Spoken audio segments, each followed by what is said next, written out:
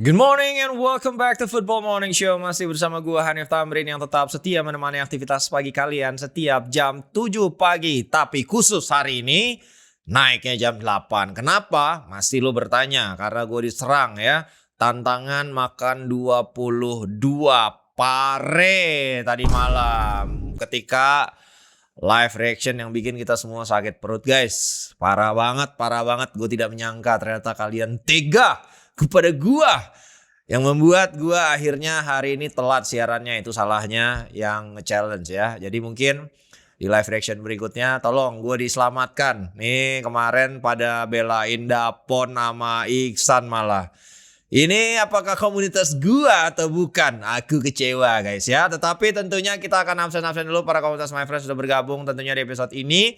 Dan juga meninggalkan jejak di episode kemarin dengan berbagai macam profesi unik. Antara lain ada personal trainer di gym. Ada juga nih ternyata ya. Ada juga pedagang ayam gemoy dan juga tukang es podeng. Tentu masih dalam suasana selebrasi FIFA World Cup 2026. Kita rayakan dengan beli Rexona X FIFA Limited Edition dan berburu stars bersama Rexona. Caranya gampang teman-teman. Kalian tinggal beli produk Rexona apa saja dan simpan struk pembelanjaannya. Kalau kalian belanja online, kalian tinggal save ya, screenshot. Kalau kalian belanja offline tinggal difoto untuk kemudian kalian submit ke WhatsApp Rexona. Di mana Bang WhatsApp Rexona? Ini dia nih ya. Ada QR code di pojok kiri bawah layar kalian. Tinggal di-scan aja my friend. Dari situ kalian tinggal kumpulkan star sebanyak-banyaknya untuk mendapatkan hadiah langsung dari Rexona. Di mana periodenya hanya berlaku dari tanggal 1 Mei hingga 31 Juli 2026. Karena Rexona adalah deodoran pertama dengan teknologi amino aktif yang memberikan tentunya 3 kali proteksi dari keringat dan bau badan. Berkat Rexona, Football Morning Show bisa disaksikan secara gratis setiap hari selama Piala Dunia member dan non-member. Karena ini adalah akhir dari kerjasama gue bersama Rexona setelah 3 tahun lamanya bersama-sama. Jadi jangan lupa teman-teman, ucapkan berjuta-juta terima kasih untuk Rexona atas kepercayaannya selama ini. Tinggalkan di kolom komen W Rexona dan tentu simpan tombol hype kalian agar video ini tetap bisa muncul di beranda YouTube dan disaksikan oleh khalayak ramai. Itu dia, kita masuk dulu ke Piala Dunia. Update terkini diawali dari sebuah insiden yang memicu banyak sekali kontroversi dalam laga terakhir antara Prancis melawan Paraguay, di mana Paraguay sepertinya lebih senang ingin bermain olahraga MMA bukan sepak bola ya. Jadi ini udah main fisik, main tangan, udah parah deh guys. Dan ini membuat akhirnya menjadi sebuah kontroversi di mana banyak sekali yang angkat bicara terkait pendekatan dari Paraguay saat menjamu Prancis ya. Paraguay dinilai bermain tidak sportif, namun ironisnya tidak satu kartu kuning pun dikeluarkan oleh wasit asal Uzbekistan terhadap para pemain Paraguay teman-teman ya. Dan pendekatan fisik dalam bentuk tendangan, sikutan, tonjokan bahkan ada ke Upamecano ya, yang tidak berujung satupun kartu kuning dan akhirnya pun dimenangkan oleh Prancis dengan skor 1-0 lewat titik putih dari Kylian Mbappe. Itu dinilai bukanlah sebuah pendekatan yang bermartabat. Kita lihat dulu statement dari Joe Hart yang ini menjadi salah satu pandit di BBC ketika mengcover pertandingan Prancis kontra Paraguay ya. Statement dari Joe Hart. Pemain Paraguay benar-benar bermain dengan hina. Ini udah bold nih guys ya, kata-katanya bahkan hina, disgrace ya. Jika mereka adalah tim saya, setengahnya akan saya seret keluar lapangan. Saya tidak akan pernah bermain sepak bola dengan cara seperti itu dan wasit tidak menolong keadaan sama sekali ya. Itu yang disampaikan oleh Joe Hart kepada BBC saat mengcover pertandingan. Dan gue sepakat. Aneh sekali tidak ada kartu kuning teman-teman. Kenapa? Karena jika kita lihat banyak sekali insiden yang harusnya antara diintervensi langsung oleh wasit karena terjadi tepat di depan mata dia. Atau kalaupun tidak dilihat oleh wasit, seharusnya VAR bisa intervene untuk ini adalah conduct yang ini berbahaya kurang lebih. Antara lain ini snapshotnya ketika Kylian Mbappe melakukan fast break untuk kemudian disikut guys. Sikutan ke arah wajah Mbappe.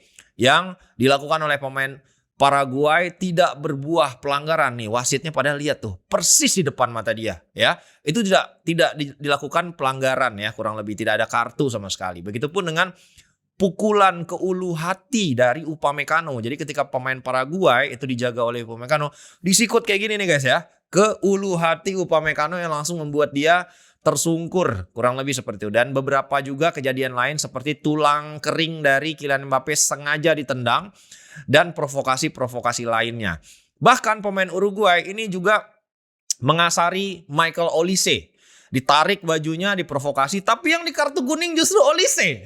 Ini. Jadi ini semakin membuat panas suasana teman-teman. Dan di akhir pertandingan bahkan ada sebuah tindakan tidak sportif yang dilakukan oleh kiper Paraguay, melempar bola ke badan Kylian Mbappe ya setelah peluit akhir dibunyikan. Dan hal ini dijawab oleh Kylian Mbappe, kamu boleh bermain kotor, kamu boleh bermain curang, tapi kami datang dengan persiapan matang. Kita lihat ya, statement dari Kylian Mbappe terkait ya cara bermain kotor yang dipertunjukkan oleh Paraguay.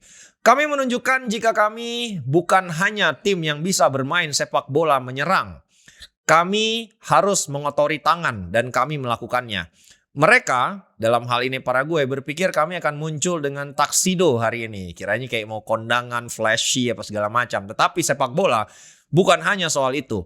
Kami berhasil hari ini dan kami lebih baik dari mereka. Itu yang disampaikan oleh Kylian Mbappe sekaligus juga untuk memberikan pukulan balik. Dia melakukan selebrasi tepat di hadapan publik pecinta Paraguay. Kurang lebih gitu ya, setelah mencetak gol dari titik putih. Iya, itu dia guys. Dan ada juga hasil terkini dari Brazil kontra Norwegia yang akhirnya di babak 16 besar Brazil harus resmi tersingkir dari Piala Dunia. Justru Norwegia yang akhirnya maju ke babak perempat final lewat brace yang dicetak oleh siapa lagi kalau bukan Erling Haaland. Ada tuh yang nonton tuh di live reaction gue nanya, sampai halftime, bang, mana Haaland bang? Gak kelihatan, emang Haaland main bang? No, langsung dijawab sama Haaland pakai brace. Lu sih ngejinx ya. Kalau ada takeaways dari pertandingan ini yang bisa kita petik, itu adalah kesalahan pengambilan keputusan dari Carlo Ancelotti, terutama dari sisi pergantian pemain ya. Setelah membuat pergantian pemain yang tepat saat melawan Jepang, dua-dua pergantian dan tidak pergantian yang dia buat, tetap memainkan Casemiro dan memasukkan Gabriel Martinelli, dua-duanya akhirnya membuat gol ya. Casemiro bikin gol, Martinelli bikin gol kemenangan. Yang pertama itu tepat. Nah, justru sekarang pergantian pemainnya itu layak dipertanyakan karena pasca gagal mencetak penalti ya, ini Bruno Guimaraes babak kedua itu ditarik oleh Ancelotti dan justru dia memasukkan dua gelandang yang bertipe destroyer, Danilo, begitupun dengan Ederson. Yang terjadi adalah Brazil itu kehilangan pemain atau gelandang yang memiliki catatan passing forward paling banyak. Jadi yang bisa membuat operan yang cukup progresif di babak pertama dari sisi Brazil di tengah itu hanyalah Bruno Guimaraes. Dia ditarik, ini Brazil langsung tidak punya kemampuan untuk mengontrol lini tengah. All of a sudden, dan membuat Brazil hanya bisa bermain dengan counter attack sehingga 10 menit terakhir Norwegia ini nyaman ya. Norwegia justru nyaman dan mampu mencetak gol kedua lewat sebuah counter yang dicetak oleh Erling Haaland. Dan masuknya Neymar meskipun sedikit bisa membuat permainan Brazil lebih berbahaya, tapi it's too little too late alias sudah terlambat ya. Jadi golnya pun hanya gol consolation dari titik putih hanya beberapa detik sebelum laga usai. Kita lihat statistik, ini total Brazil kalah di mana-mana. Dari sisi ball possession kalah, kemudian juga dari sisi efektivitas juga kalah. Kita bisa lihat 14 tembakan yang dilepas oleh Brazil, tapi hanya 4 yang mengarah ke target. Sementara itu Norwegia jauh lebih efektif dengan 5 yang mengarah ke gawang ya. Begitupun dengan peluang besar. Brazil memiliki 5 tapi tidak ada yang bisa dikonversi karena satu pun itu dari titik putih, sementara Norwegia mampu mengkonversi 2 dari 3 peluang besar yang mereka dapatkan. Jadi ini decisive banget memang penampilan dari Norwegia. Dan kalau ada catatan lain itu adalah tentunya bagaimana Erling Haaland terus-menerus bisa mengikuti jejak Kylian Mbappe dan Lionel Messi di turnamen kali ini. Dengan menorehkan brace itu membuat dia on par alias sama jumlah yang dia cetak golnya sejauh ini dengan Lionel Messi dan juga Kylian Mbappe dengan torehan 7 gol. Ya, apa yang Messi bisa lakukan, apa yang Kylian Mbappe lakukan, aku juga bisa. Ya, akan ku tempel terus gitu. Dan harus dicatatkan juga jika Haaland ini sangat decisive, hanya memiliki 2,5 peluang berujung kepada brace ya. Kenapa gue bilang 2,5 peluang? Karena 1 peluang lagi itu tidak bisa dibilang peluang bersih karena crossing dari pemain sayap kiri dari Norwegia itu gagal disambut oleh Haaland karena terlalu deras meskipun dia berhasil menyentuh ya. Kalau itu menyentuh dengan sempurna itu bisa menjadi hat-trick. Dan yang harus di-highlight juga jika Erling Haaland ini turun ke belakang membantu pressing, membantu pertahanan ya dan mau berkorban untuk timnya sehingga membuat Norwegia bisa mempertahankan keunggulan dengan skor 2-1 sampai 90 menit laga usai. Kita lihat dulu statement dari Carlo Ancelotti, pelatih Brazil yang memang kini tengah berada dalam under pressure pasca pulang ya, gagal untuk bisa lanjut ke perempat final. Kami sangat sedih karena saya rasa tim menjalani Piala Dunia yang luar biasa. Bahkan pada pertandingan hari ini, kami pantas memenangkan pertandingan. Ketika mengalami kekalahan seperti ini, Anda harus melihatnya sebagai awal dari petualangan baru. Musim yang baru, terus bekerja dan menemukan ide-ide baru. Menurut saya, kekalahan ini adalah awal dari sebuah siklus baru untuk Brazil. Jadi ini menarik teman-teman dilihat apakah nanti ujung-ujungnya Carlo Ancelotti akan dipecat karena memang menjelang pertandingan ini sudah banyak sekali tanda tanya, keraguan, kritikan bahkan terhadap Don Carlo terkait kemampuannya dalam menavigasi dan juga memegang timnas Brazil ya, karena cenderung tampil lebih defensif, kurang lebih seperti itu. Dan kita tinggalkan dulu hasil dari Brazil, masuk sedikit ke Inggris. Jika dalam upaya mereka nanti menghadapi Meksiko, itu mereka disarankan untuk mengkonsumsi Viagra. Anjay ini. Kenapa? Karena Viagra dilaporkan dapat meningkatkan performa olahraga di dataran tinggi karena kemampuannya melemaskan pembuluh darah di paru-paru. Hal ini dapat menurunkan tekanan pada arteri pulmonalis, meningkatkan curah jantung, memperbaiki pertukaran gas di paru-paru, dan memungkinkan pengiriman oksigen yang lebih efektif ke seluruh tubuh ketika berolahraga. Mengingat memang Azteca itu stadion dengan altitude alias ketinggian paling tinggi di seluruh turnamen besar. Dan ketika ditanya oleh wartawan soal ini, Tuchel kaget ya.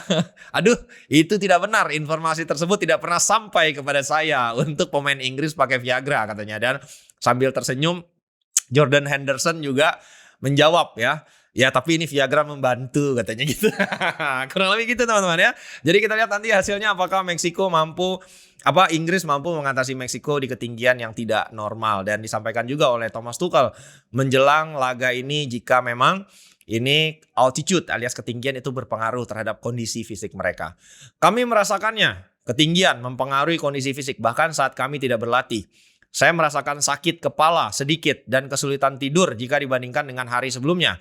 Namun ini bukan sesuatu yang kami tidak bisa adaptasi. Para pemain merasakannya sejak sesi latihan pertama.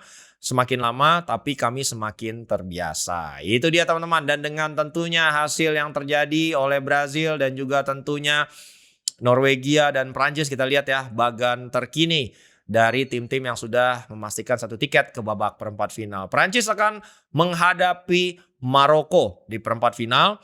Kemudian juga kita akan segera mengetahui nanti siapa yang akan menemani Norwegia di perempat final pada bagan sebaliknya.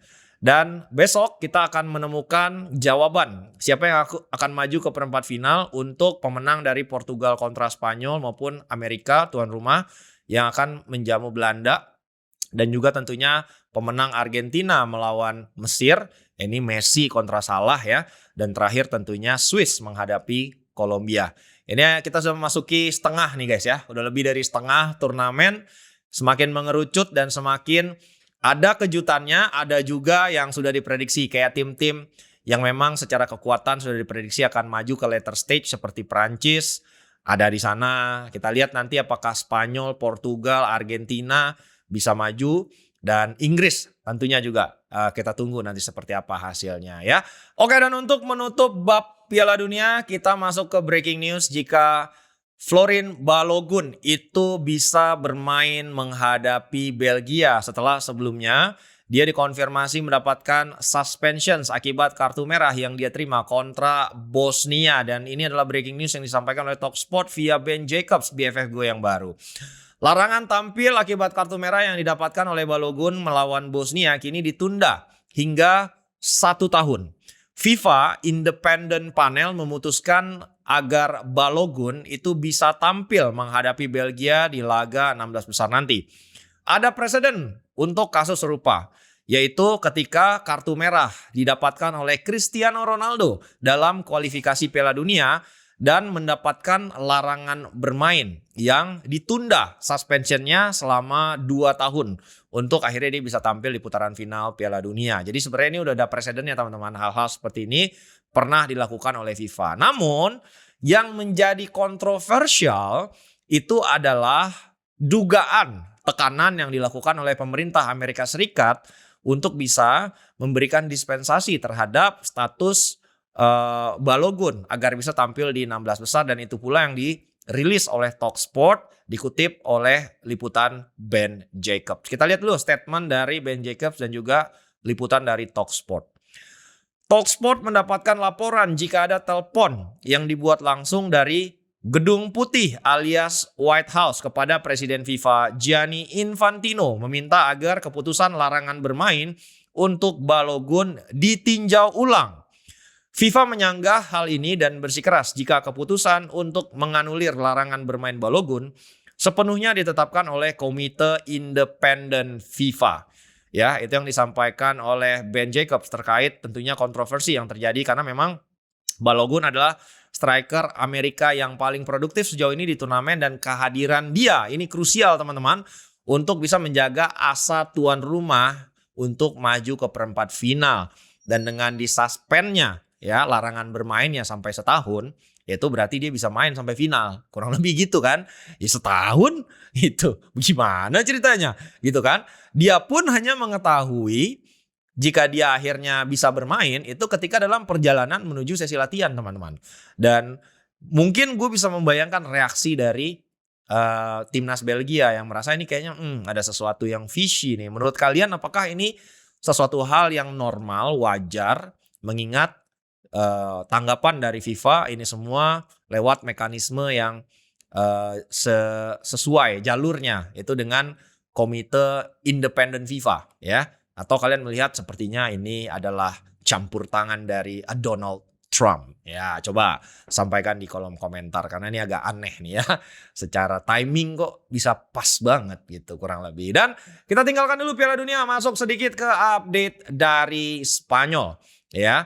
Kita update dari Spanyol jika Joan Laporta ini memberikan deadline tanggal untuk Atletico Madrid merespon penawaran mereka terkait transfer Julian Alvarez. Ada 3 kemungkinan ya utama yang bisa dilakukan terkait Julian Alvarez untuk bisa terjadi secara skenario. Yang pertama itu adalah Atletico berhasil merekrut pengganti Julian Alvarez dalam beberapa minggu ke depan. Sehingga sikap mereka ini bisa sedikit melunak dan negosiasi tentang angka transfer bisa benar-benar dimulai. Itu adalah skenario yang pertama setelah tentunya ultimatum dari Joan Laporta ini diberikan. Kemudian yang kedua, Julian Alvarez memutuskan untuk memberikan tekanan lewat meminta dirinya dijual gitu ya. Baik secara terbuka maupun lewat mekanisme internal kepada presiden klub dan mempermudah kepindahannya ke Barcelona, tim yang sudah dia impi-impikan. Dan ini tentu akan bisa merubah juga stance dari Atletico Madrid terkait hal ini. Dan terakhir yang ketiga, tidak satupun dari skenario 1 dan 2 terjadi dan Barcelona akhirnya benar-benar pindah ke target yang lain gitu. Karena memang deadline yang disampaikan oleh Joan Laporta adalah paling telat Atletico harus merespon terakhir di final Piala Dunia. Berarti tanggal sekitar 19-20 ya. 19-20 Juli kalau nggak direspon juga oleh Atletico, mereka akan benar-benar pindah ke target lain ya dan mencoba melakukan skenario 1-2 atau bahkan secara ekstrim skenario yang ketiga ya. Dan upaya untuk membujuk Alvarez ini udah datang dari berbagai macam penjuru. Kemarin Mark Bernal, sekarang giliran Gavi. Gavi juga ikutan. Gavi ini kan masuk nominasi ini ya, Kepa Award ya. Dia juga musim kemarin lebih banyak cedera tapi tetap merupakan pemain penting di Barcelona dan dia secara khusus juga berbicara kepada Mundo Sportivo untuk membujuk Julian Alvarez bisa pindah ke Barcelona. Kita lihat dulu statement dari Gavi kepada Mundo Sportivo. Semoga dia segera menentukan masa depannya. Namun tentu kami ingin dia bergabung ke Barcelona. Lagi pula pindah ke Barcelona adalah mimpinya. Nah ini udah rame-rame nih yang ngomong udahlah jangan ditahan-tahan, orang mah udah gak betah gitu. Lepas aja. Karena memang sekarang mungkin stance-nya kalau Atletico melunak itu udah akan masuk ke angka teman-teman. Karena Atletico dikonfirmasi tidak akan menggubris angka 100 juta euro karena itu adalah investasi yang juga mereka keluarkan ketika mendatangkan Julian Alvarez dari Manchester City. Berarti kalau dijual dengan angka yang sama nggak untung dong. Jadi berapa angkanya? Nah ini banyak versi ya dari multiple source angka yang bisa diterima oleh Atletico jika mereka menemukan pengganti dari Julian Alvarez kurang lebih 130 juta euro dan itu adalah angka yang juga mungkin bisa diakomodir oleh Barcelona ya. Dan kalau kita ngomong-ngomong tentang potensi plan B-nya Barcelona jika amit-amit Julian Alvarez akhirnya tidak pindah ya. Kita juga sudah menyampaikan jika Mikel Oyarzabal adalah masuk sebagai kandidat alternatif pengganti Julian Alvarez jika akhirnya sang striker tidak jadi pindah ke Barcelona. Dan ini karena udah begitu banyak rumor yang berkembang tentang ini, Oyarzabal pun akhirnya merespon ya tentang pemberitaan kemungkinan dia bergabung ke Barcelona dan dia menyatakan jika saya bahagia di Sociedad, ini adalah rumah saya, tempat di mana saya merasa diterima. Terutama saat momen-momen sulit. Keluarga saya hanya berjarak 10 menit. Mertua saya dan teman-teman saya juga hanya berjarak setengah jam dari rumah saya. Saya punya grup pertemanan kecil yang akan hadir dalam 2 menit jika saya membutuhkan mereka ya. Jadi dia sekaligus tentunya membantah kalau dia juga ingin pindah. Dan dia cukup nyaman di Sociedad dengan usia yang udah akan segera memasuki kepala 3. Mungkin di stage ini kepindahan yang gemerlap bukanlah menjadi acuan bagi Oyarzabal. Tapi kita lihat nanti karena memang selalu ada navigasi dan juga pergerakan di bursa transfer yang terkadang membuat semuanya menjadi berbeda teman-teman. Karena kawan kita ini punya release clause. Nah kalau release clause-nya diaktifkan atau bahkan Barcelona mencapai kesepakatan dengan Sociedad, ya ini bisa dipersuade ya. Soal keluarga tadi mungkin bisa dicarikan jalan tengahnya kawan gitu ya. Dan kita tinggalkan Barcelona masuk sedikit ke Real Madrid ya. Dan memang isu seputar Real Madrid berkembang di sekitar Michael Olise yang menjadi target utama dan juga potensial next Galactico berikutnya. Dan ketika ini coba ditanyakan memang Michael Olise lebih banyak diam 1000 bahasa. Namun rekan setimnya ya di timnas Prancis itu adalah Dayot Upamecano itu menjawab isu ini ketika selesai menghadapi Paraguay ya dia lewat di mix zone dikerubungi oleh wartawan dan Upamecano secara lantang menjawab tentang masa depan dari Michael Olise dan mengkonfirmasi jika Michael Olise akan bertahan di Bayern Munich. Ya itu yang disampaikan oleh oleh Dayot Upamecano. Ya kutipannya adalah dia akan bertahan. Nah udah itu doang jawabannya ya kurang lebih ya. Ya ketika ditanya oleh jurnalis Jerman berbicara dengan rasa percaya diri terkait masa depan Olise, itu back asal Prancis tersebut menyatakan jika sang pemain akan bertahan meskipun Real Madrid terus berupaya untuk mencoba membujuk ya lewat perantara lah, lewat apalah, lewat agen lah ya, dan tentunya lewat kurang lebih pesona dari Jose Mourinho ya. Kita lihat nanti apakah ini akan develop menjadi tawaran atau ujung-ujungnya Michael Olise akan menandatangani kontrak baru, karena memang eh, kesepakatan terakhir setelah Piala Dunia selesai, Michael Olise akan berbicara empat mata dengan perwakilan klub Bayern Munich untuk menentukan masa depannya, yaitu berarti apakah dia akan dijual atau dia akan menandatangani kontrak baru yang pasti nilainya nggak kaleng-kaleng ya, salah satu yang bergaji tertinggi pasti di Bayern Munich. Tentu mungkin bisa menyamai juga perolehan gaji dari Harry Kane. Oke, itu dia teman-teman. Kita tinggalkan dulu sedikit Spanyol, masuk ke bahasan utama ya. Sambil gua seruput sedikit ini dulu kopinya kawan-kawan. Itu dia. Akhirnya pahitnya pare bisa sedikit kita antisipasi ya. Kita masuk dulu dari breaking news Manchester United. Ini dilansir oleh The Guardian, harian The Guardian, dan dikonfirmasi juga oleh BFF gue Ben Jacobs jika Manchester United resmi mengincar Andre Santos. Gimana fans MU?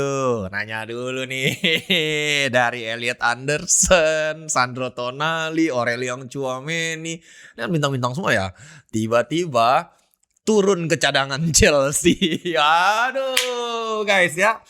Ini kenapa bisa dimungkinkan? Menurut versi dari Ben Jacobs, satu, budget masuk ya. Karena nggak mungkin Chelsea menjual di atas 60 juta. Ini kabarnya angka yang diminta oleh Chelsea itu 50 juta pound. Jadi satu, budget masuk. Karena kan kemarin kita semua tahu gagalnya Elliot Anderson, gagalnya Matheus Fernandes, gagalnya Sandro Tonali itu bagian dari strategi Manchester United untuk tidak overspend dan tidak ingin didikte oleh agen maupun pasar ya. Jadi dari sisi harga masuk parameter Manchester United. Kemudian yang kedua, ini Chelsea mengconsider jika Andre Santos itu bukanlah pemain yang tidak bisa dijual. Jadi bukannya levelnya indispensable seperti Moise Caicedo. Jadi kalau ada tawaran yang menarik, mereka terbuka untuk menjual. Kemudian yang ketiga, sang pemain justru memang ingin pindah. Karena selama di Chelsea musim kemarin tidak mendapatkan menit bermain yang konsisten. Karena udah ada Enzo Fernandez di situ, udah ada Moise Caicedo di posisinya. Sehingga membuat dia kesulitan tampil secara reguler dan membuat Andre Santos benar-benar secara serius mempertimbangkan untuk pindah ya ke tim yang lain. United ini bukan baru kali ini saja mengamati Andre Santos. Beberapa musim yang lalu sudah pernah mengeksplor juga opportunity ini, tapi untuk opsi backup, bukanlah yang utama. Jadi kalian bisa bandingkan ya, dari tadinya marquee signing, sekarang kita udah ada di level bench nih ya. Bagaimana perasaannya fans MU? Masih yakinkah? Ini pertanyaan gue, pertanyaan jujur nih ya kepada kalian. Masih yakinkah dengan Omar Bereda dan juga Jason Wilcox? Atau ini sudah waktunya membunyikan alarm, lebih berisik lagi di sosial media, maki-maki tuh si Jason Wilcox. Yang bener ya kerjanya gitu. Masa udah dari bintang sekarang udah ada dimasuk di opsi bench, harganya pun 50 juta pound. Ini sekarang tidak langsung Man United mau bantuin Chelsea doang nih menjual pemain surplus requirements-nya dengan harga yang mahal. Kurang lebih bisa diartikan seperti itu ya. Dan Chelsea ini butuh dana segar untuk bisa membantu rebuilding dari Xabi Alonso. Pasca kemarin mereka juga didenda 22 juta pound karena tidak bisa comply dengan aturan UEFA untuk squad cost ratio. Jadi mereka harus menjual lagi, kurang lebih gitu. Dan Andre Santos tidak pernah benar-benar bisa mengamankan satu tempat inti karena kalah bersaing dari Moise Caicedo dan juga tentunya Enzo Fernandez. Dan kalau berhasil menjual Andre Santos ke MU dengan biaya yang dia minta 50 juta pound, ini sekaligus merepresentasikan keuntungan yang signifikan dari Chelsea di pembukuannya karena hanya membeli Andre Santos sebesar 18 juta pound dari Vasco da Gama ya. Jadi judulnya nih bantuin Chelsea ya, yang nggak apa-apa lah, sama-sama tim Premier League saling bantu gitu guys ya. Dan pundi-pundi untuk rebuilding juga datang dari penjualan Chelsea yang resmi melepas Tyreek George ke Everton dengan nominal 24 juta pound sterling. Ya, ini dilansir juga oleh The Athletic secara resmi jika Everton sudah resmi mengakselerasi opsi mempermanenkan Tyreek George yang memang paruh kedua musim lalu dipinjamkan ke Everton dan nilainya memang sudah fix 24 juta pound sterling dengan rincian 18 juta pound di depan dan 6 juta poundnya dalam bentuk add-ons gitu kurang lebih. Dan pembicaraan pada hari Minggu kemarin sudah dilakukan antara Chelsea dan Everton untuk bisa mempermanenkan transfer ini dan tentunya juga membuat secara resmi Tyreek George sekarang sudah terregister sebagai pemain permanen Everton ya. Kurang lebih gitu teman-teman, dan ada juga updates dari Manchester City yang resmi menikung Arsenal untuk wonderkid Leicester Jeremy Monga. Setelah sebelumnya Arsenal menolak membayar angka 10 juta pound untuk sosok Jeremy Monga yang baru berusia 16 tahun. Man City masuk dan membayarkan sedikit lebih mahal dengan mahar 12,5 juta pound sterling. Akhirnya yang disepakati. Plus ada juga klausa sell on fee yang setuju dimasukkan oleh City kepada Leicester ya. Jadi nanti kalau dijual kembali misalnya di usia 23 tahun, 24 tahun dengan angka yang lebih besar, Leicester City akan berhak untuk percentage dari keuntungan transfer tersebut ya. Dan hari Kamis kemarin sudah tercapai kesepakatan untuk mempermanenkan transfer Monga yang berusia 16 tahun. Dan ini sekaligus menjadikan opsi yang mungkin pelapis dari Jeremy Doku di posisi sayap kiri. Oke, kita lanjut dulu teman-teman. Di Tottenham Hotspur yang memang ini kayaknya jadi window-nya Spurs nggak sih guys? Setelah beli, ini gratis ya, yang opsi gratis nih. Opsi gratis mendatangkan Andy Robertson untuk tentunya pengalaman, wisdom. Mendatangkan secara gratis juga Marcos Senesi dari Bournemouth ya, yang merupakan back yang ada di usia prime-nya secara gratis gitu. Kemudian mampu memecahkan 2 transfer record klub berturut-turut dalam diri Sandro Tonali dan juga Matheus Fernandes. Jadi tengahnya juga udah oke, memperkuat ya lini bertahan dengan mendatangkan Jan Paul Hake sebesar 52 juta pound, melepas baru saja Radu Dragustin ke Fiorentina dengan 20 juta euro. Dan sekarang ini Spurs resmi mengontak George Mendes untuk availability dari Rafael Leao. Gini guys, Leao ini itu memang sudah secara terbuka menyatakan ingin keluar dari AC Milan. Kontraknya sisa 2 tahun. Milan juga sudah dikonfirmasi oleh Gazzetta dello Sport ingin melepas Rafael Leao dan terbuka untuk opsi pinjam dengan opsi atau obligasi pembelian di angka kurang lebih 40 juta euro atau 50 juta euro. Dan ini Leao akhirnya menyatakan kepada George Mendes jika ketertarikan Spurs itu juga sama seperti Rafael Leao yang terbuka dengan pendekatan Tottenham Hotspur.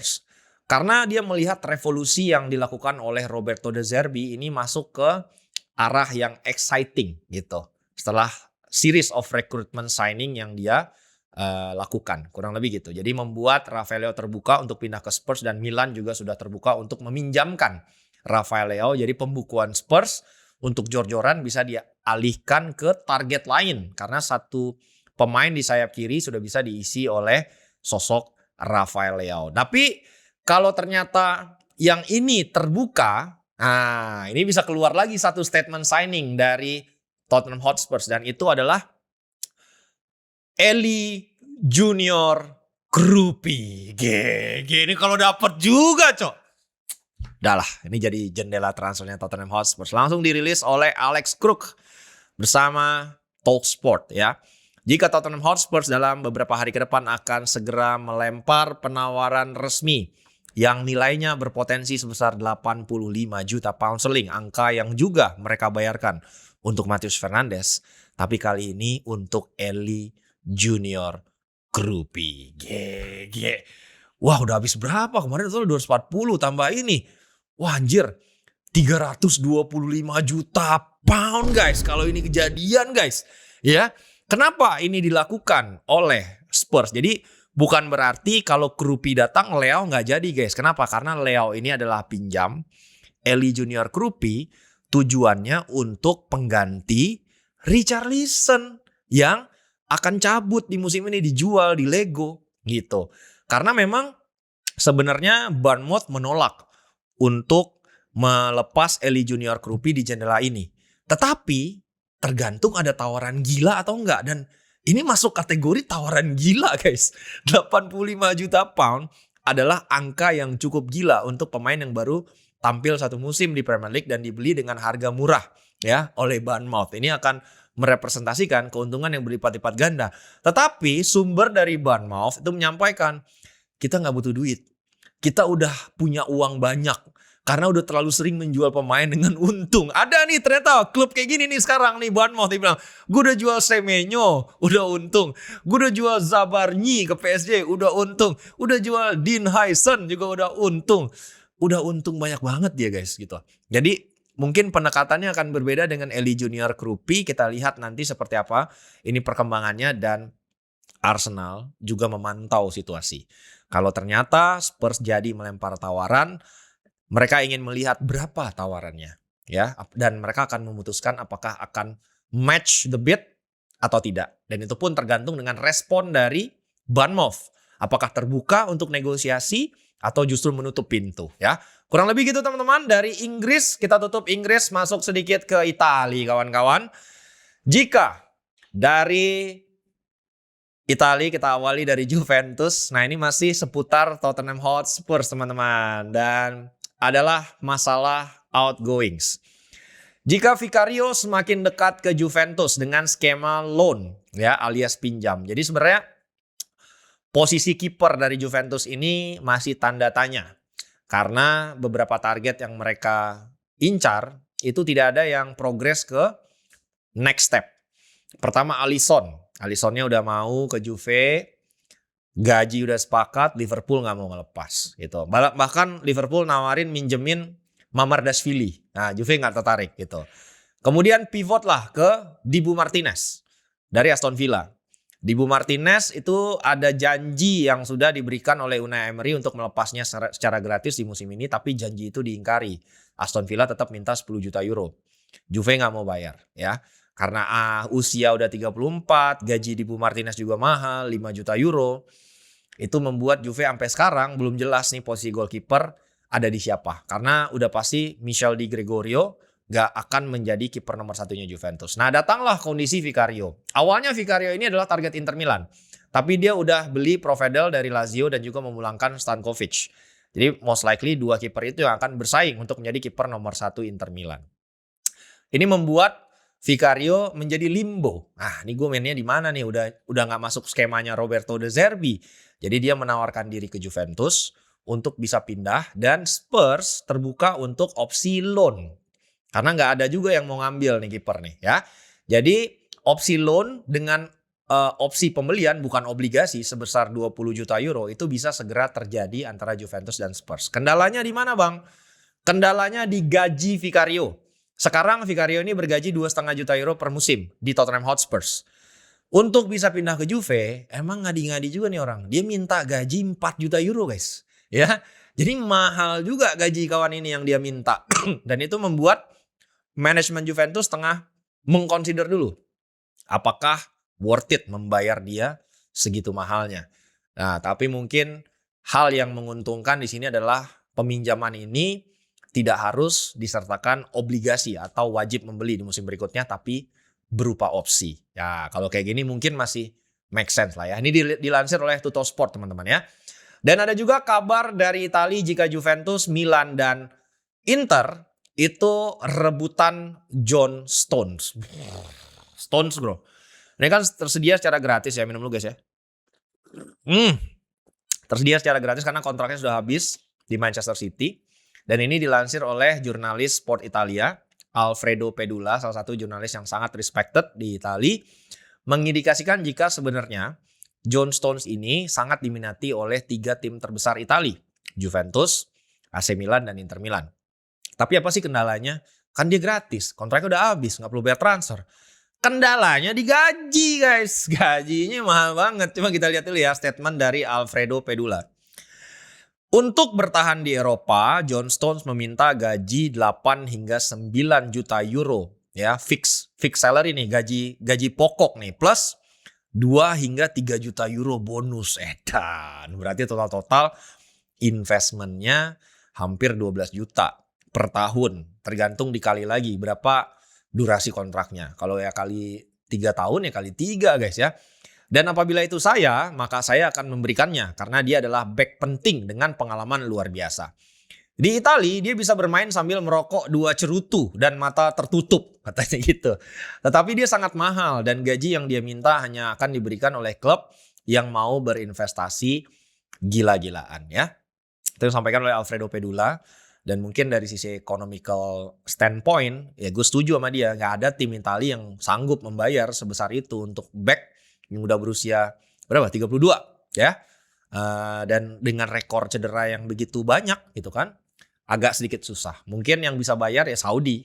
Kita lihat nanti apakah John Stones mau menurunkan permintaannya atau justru akhirnya mencari destinasi yang lain. Dan terakhir kita tutup dengan update Trevoh Chalobah yang sudah resmi menyampaikan preferensi destinasinya. Nah, kan dia diminati oleh 2 tim nih, Inter Milan dan Como. Nah, ini dilansir oleh Gazzetta dello Sport jika Trevoh Chalobah lebih memilih untuk pindah ke Inter Milan karena agen Chalobah saat ini sudah berada di Italia untuk berdiskusi dengan kedua tim tersebut. Bedanya Como sudah melempar penawaran resmi 2 kali, dua-duanya juga ditolak. Penawaran yang pertama itu 22 juta, penawaran yang kedua 27 juta. Kurang lebih gitu. Euro ya guys. Dua-duanya ditolak karena Chelsea kekeh minta 30 juta euro plus 5 juta euro dalam bentuk add-ons ya. Dan sekarang tentunya agennya tengah berdiskusi dengan kedua tim, Como maupun Inter. Namun preferensi dari Chalobah itu lebih tertarik untuk pindah ke Inter. Apabila nanti Inter akhirnya nggak nawar secara resmi, baru dia akan mempertimbangkan untuk pindah ke Como. Dan sejauh ini baru Como yang nawar, Inter dalam prinsipnya masih melihat situasi. Kalau ternyata ada intensi atau keinginan dari Chelsea untuk sedikit turun, baru mereka akan masuk dalam perburuan. Ya, kurang lebih gitu yang dilansir oleh Gazzetta. Jadi ini masih fluid banget teman-teman.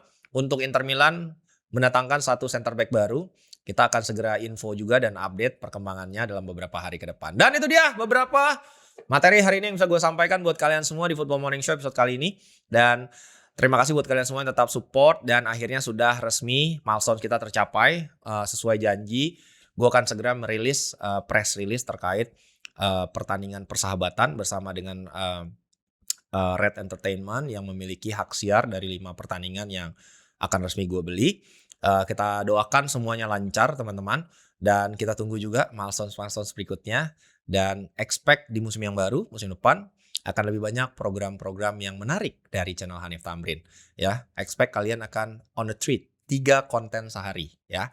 Kurang lebih gitu. Dan dengan resminya bergabung beberapa sponsor baru, gue berharap nanti seluruh konten akan bisa kembali disaksikan secara gratis. Jadi kemarin kebutuhan untuk membership itu lebih kepada untuk membangun penonton live-nya secara reguler ya.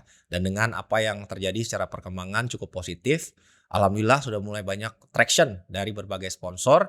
Harapannya ini bisa konsisten dan kita bisa terus membuat sepak bola atau konten bola bisa kembali diakses secara gratis oleh seluruh fans yang ada di Indonesia. Itu dia teman-teman.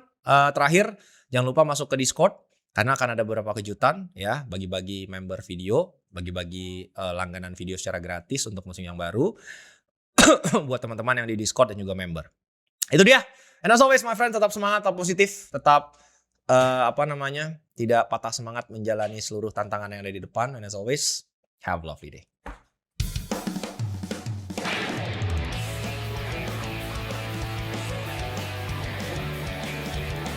Apa-apa?